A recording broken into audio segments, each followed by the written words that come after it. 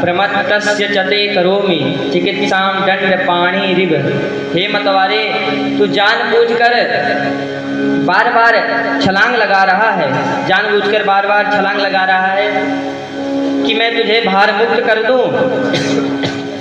अरे मैं बहुत अच्छी तरह जानता हूँ, मैं वह दंड दूंगा जिससे यमराज पापियों को शुद्ध करते हैं। भरत जी ने सोचा यदि मैं कुछ नहीं बोला तो ये ऐसे ही बोलता रहेगा, इसके बोलने से मुझ पर तो कोई फर्क नहीं पड़ता, लेकिन यह तो जरूर नरक चला जाएगा। तो आज जीवन में भरत जी पहली बार कुछ बोले, आज पहली बार भरत जी ने कुछ बोला। संत देखो, संत जल्दी किसी को कुछ बोलते नहीं हैं, और जब संत किसी को कुछ बोलते हैं तो अपनी कृपामयी वाणी से उसको निश्चित स्वर्ग का द्वार दिखा देते हैं।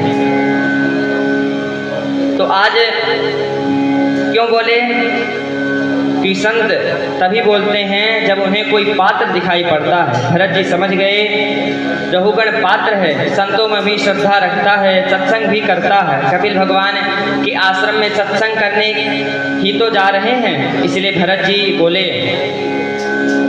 जहाँ मेरा अपमान करता है रहा हो तो यह नरक में गिर जाएगा, इसलिए बोलना पड़ा। अनजान में ही सही इसका भार मेरे कंधे पर है, और संत जिसका भार अपने कंधे पर रख लेते हैं उसका सुनिश्चित कल्याण करके ही उसे छोड़ते हैं।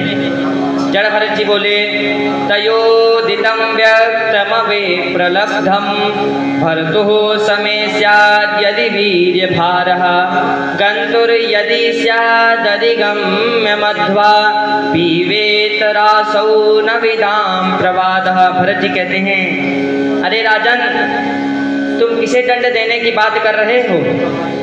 तुम मुझे दंड दे ही नहीं सकते, क्योंकि ना मैं पतला हूँ ना मैं मोटा हूँ, ना मैं पैदा होता हूँ ना मैं मरता हूँ। ये मोटा होना, पतला होना, पैदा होना, मरना, ये सब तो देह के धर्म हैं। मुझ आत्मा में ये कोई भी द्वंद्व घटित नहीं है। जड़ भरत जी ने के वचनों को सुन करके रहुगण सोचने लगे जिसे मैं पागल बाबा समझ रहा था, जिसे मैं पागल समझ रहा हूँ, वो तो कोई ऊटपटांग बोल रहा था, ये तो कोई सिद्ध महात्मा नजर आ रहे हैं। इनकी वाणी में वेद वेदांत भरा है। इन्हें फिर गौर से देखा, भरत जी को दो गौर से देखा तो उनके कंधों पर यज्ञोपवीत दिखाई पड़ा। यज्ञोपवीत दिखाई पड़ा। तुरंत रहुगण